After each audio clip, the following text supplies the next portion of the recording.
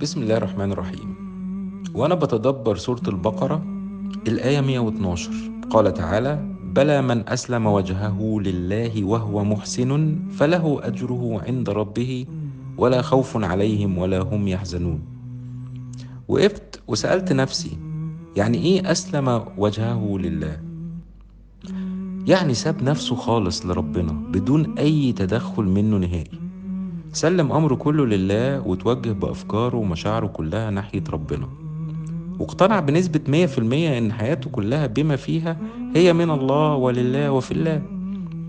فشال إيده وبطل يعافر ويعاند قدر الله، وعمل عملية التسليم الكامل.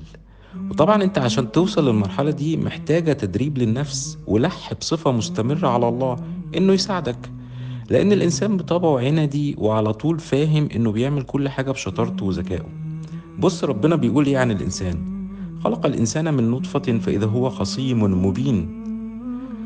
ده كمان مش عاجبه قدر الله، مش عاجبه حياته، بيقول ليه يا ربي كده؟ ما انا بصلي وبصوم وبدعي اهو وبعمل كل حاجة، ليه اللي انا نفسي فيه مش بيجيلي؟ ومش هيجيلك اصلا علشان انت بتتعامل مع اللي خلقك غلط ومش فاهم الدنيا شغالة ازاي، بتبص عليها من منظور ضيق قوي. انت ايش عرفك اللي انت عايزه ده خير ليك اصلا ولا شر؟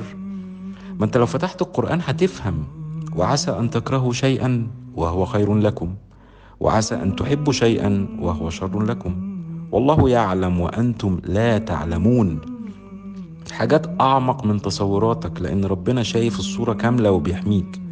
بس للأسف الإنسان معترض، واعتراضه ده بيخليه مسجون بين نوعين من المشاعر: خوف بيجي معاه قلق وتوتر، أو حزن بيجي معاه ندم وحسرة.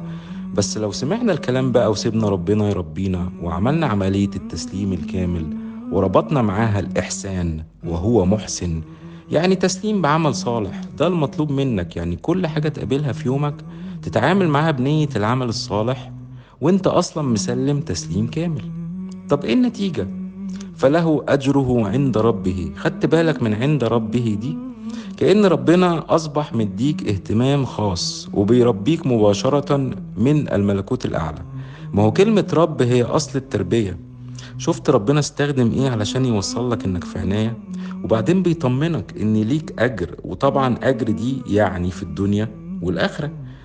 والميزة هنا إنك هتحس الأجر ده لأنك مسلم أمرك تماما لله، فهتستطعم النعم والأجر وهتبقى واخد بالك ومبصر، وغير الأول خالص، غير فترة العند وليه والجدال والاعتراض، لأن الموضوع هيبقى مختلف. لا، وفوق كل ده ربنا بيقولك: ولا خوف عليهم ولا هم يحزنون.